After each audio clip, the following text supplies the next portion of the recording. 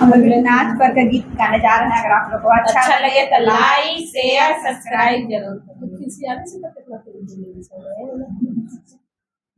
नैहर के सुख चैन राजा बड़ा निक लागे, नैहर के सुख चैन राजा बड़ा निक लागे, नैहर के सुख चैन राजा बड़ा निक लागे। हमार लगे सासू तोहार लगे मम्मी, हमार लगे सासू तोहार लगे मम्मी, लालन के लगे दादी राजा बड़ा निक लागे, लालन के लगे दादी राजा बड़ा बुरा लागे। नैहर सुख चैन राजा बड़ा निक लागे, नैहर के सुख चैन राजा बड़ा निक लागे। हमार लगे मम्मी तोहार लगे सासू, हमार लगे मम्मी तोहार लगे सासू, लालन के लगे दादी राजा बड़ा निक लागे, लालन के लगे नानी राजा बड़ा निक लागे। नैहर के सुख चैन राजा बड़ा निक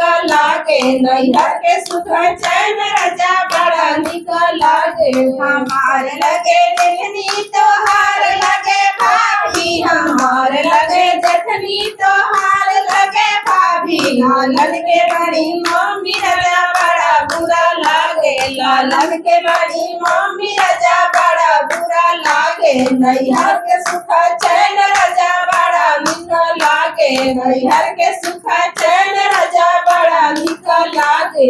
हमार लगे भाभी तोहार लगे सरहद, हमार लगे भाभी तोहार लगे सरहद, लालन के लगे मामी राजा बड़ा निक लागे, लालन के लगे मामी राजा बड़ा निक लागे। नैहर के सुख चैन राजा बड़ा निक लागे, नैहर के सुख चैन राजा बड़ा निक लागे। हमार लगे ननदी तोहार लगे बहिनी, हमार लगे ननदी तोहार लगे बहिनी, लालन के लगे बुआ राजा बड़ा बुरा लागे, लालन के लगे बुआ राजा बड़ा बुरा लागे। नैहर के सुख चैन राजा बड़ा निक लागे, नैहर के सुख चैन राजा बड़ा निक लागे। हमार लगे बढ़िया तोहार लगे साली, हमार लगे बढ़िया तोहार लगे साली, लालन के लगे मौसी राजा बड़ा निक